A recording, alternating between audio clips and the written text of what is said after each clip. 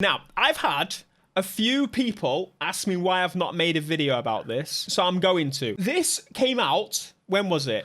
It was on the 20th. Tom Henderson is a like a huge leaker. He leaks a lot of EA stuff, right? Specifically, nice. He's got some people. So September, October is apparently when we're gonna get the release of Need for Speed. Now, what I'm gonna tell you is, unfortunately, I don't think that's the case. I don't think that's right at all.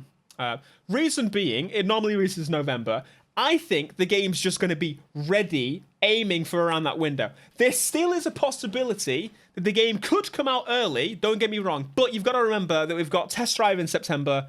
In October, we'll probably have Forza. If that window is open, it might move to October for early access or something. Anyway, I thought the most important thing here is saying that they paused in summer 2021 and they were back on again in the new year. That's the more important fact here, because that would mean, technically, this is the longest dev cycle for a Need for Speed. If you say that they didn't do anything during that break, it's still the longest dev cycle by about 5 months, I worked out. So that's pretty cool. I was looking at some of these articles that came out along with the mentions of this, and some people were like, here we go. Unfortunately, EA Criterion haven't said a peep about the game, despite it nearing release, which in turn suggests it could be delayed out this window. Whenever have we heard of Need for Speed before E3, EA Play, or Gamescom time? Heat was announced at Gamescom 3 months before it came out. So ignore all of this BS rubbish stuff. It's useless information.